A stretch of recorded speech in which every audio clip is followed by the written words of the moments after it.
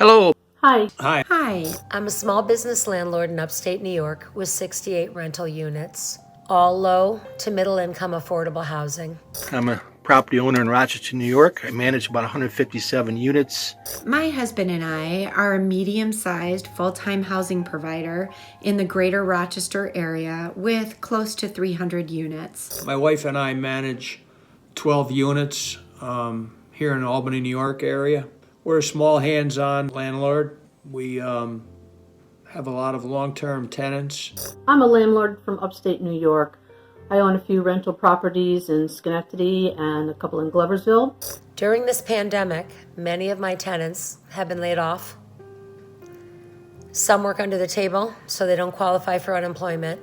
Some don't file tax returns, so they won't be getting a stimulus check, which leaves them short to pay the rent. They have their families to feed, which is their first and foremost challenge, which I totally understand.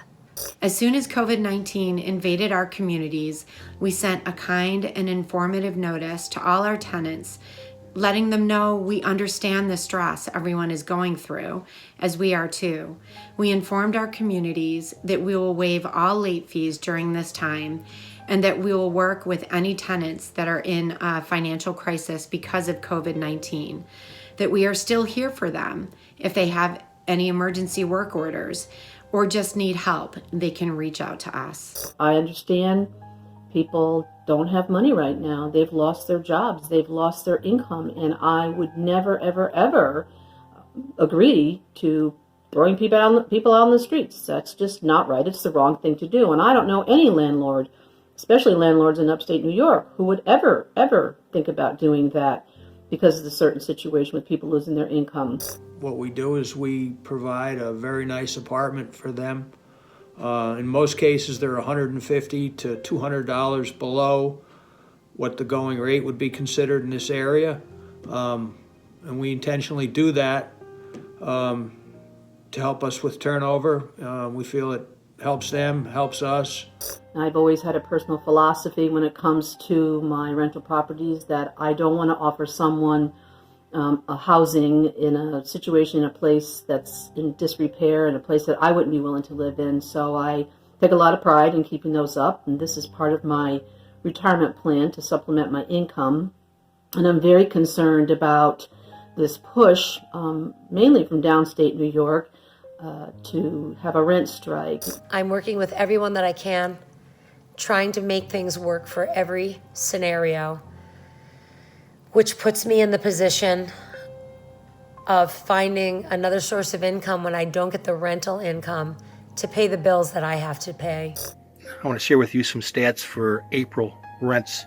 Normally, the gross rents are $109,000 per month. On April 15th, normally 15% is uncollected, about $16,000. Today, we have $66,000 paid, roughly 60%, which means 40% unpaid. That's a 25% increase in unpaid rent due to the virus. Those numbers do reflect partial payments. Those numbers represent about 55 tenants who have not paid their full rent. 20 of them have communicated with us, letting us know their situation and a workout plan, leaving 35 with no communication. In my experience, about half them, I believe, are just not paying rent because they feel they don't have to, based upon what they've heard or assumed.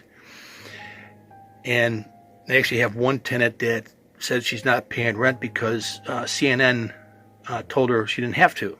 I still have to keep the buildings running. I still have to make sure their utilities are on. I still have to make sure that the maintenance staff who are putting themselves out there every day, taking care of the maintenance calls, cleaning the buildings, I've got to make sure they're paid so they can pay their bills and feed their families. Landlords aren't wealthy people. I'm not a wealthy person. If I don't get the rent, then I can't pay the property taxes. I can't pay the mortgages or the insurances or maintain the building. And that gives me a lot of concern because I don't want to lose the buildings. I want my tenants to have decent, safe, nice places to live. I worry about losing my own home and having no place to live at 65 years of age. That isn't something anyone should have to worry about. If a rent strike or rent forgiveness is passed, meaning we are down to zero income, this will destroy us as well as all housing providers in New York State. We will be left with not being able to pay our bills and maintain our properties.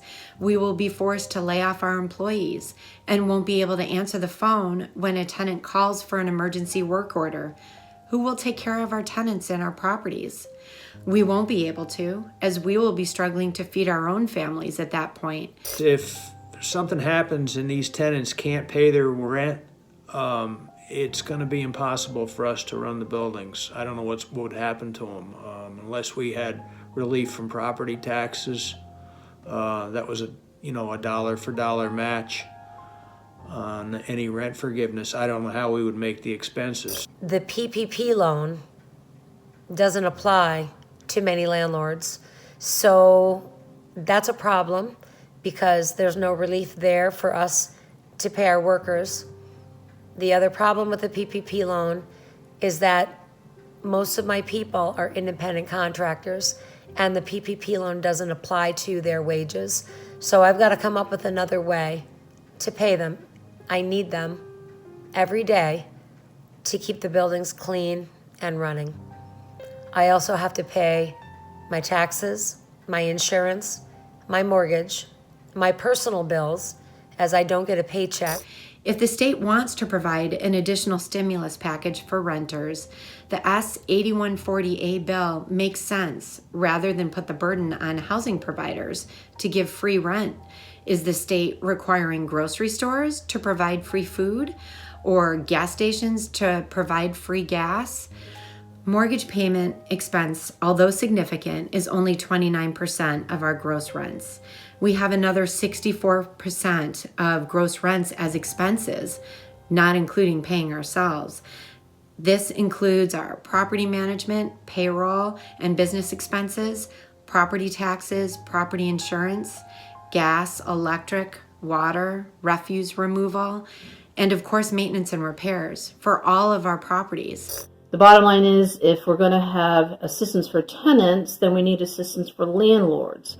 We're small business owners, but we aren't able to get any assistance to run these small businesses. It's definitely putting a strain on the operation. We're just skeleton crew right now, just doing urgent matters only until we get out of this. My biggest concern is, or bigger concern is May, June, and July. As I prioritize my expenses, the one thing that isn't due today but is due down the road is the next round of taxes. And that's what is going to fall short when I've got to decide where that dollar goes. And I'm not sure what I'm going to do in a few months when those taxes are due, because I just won't have the money, but my taxes will still be due. We understand and also have huge concerns over the few slumlords in our state, but penalizing all the rest of us good and professional housing providers that care about our renters and properties is definitely not the answer. It's really stressful. It's very stressful. I'm very worried about how to keep my tenants safe. I don't want anything to happen to any of them. We've worked very hard to take care of these houses, and we'd like to keep our tenants happy, keep everything the way it is without any interruptions like this. We care about our tenants and our business and are doing the right thing. Please, let us do this. We have been successful managing our business relationships with our tenants for over 25 years. I do everything I can to keep the buildings safe. I obviously, with staying in, I can't do a whole lot, but I call them, I contact them, I text them, I keep in touch with them to make sure they're all right, to ask if they need anything. It's a relationship that I've worked hard to develop, and I have great tenants. I don't want to lose them. I don't want them to lose their housing.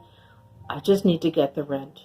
So please, I'm asking our local politicians to keep in mind that landlords need help too. We are part of the fabric of our communities.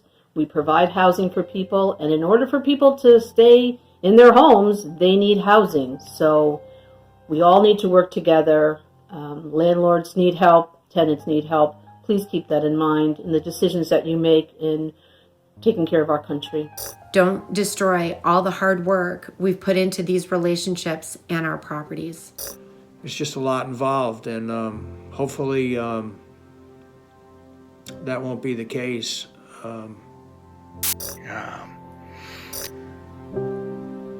We'll see. Over and out. Thank you. Thank you for listening.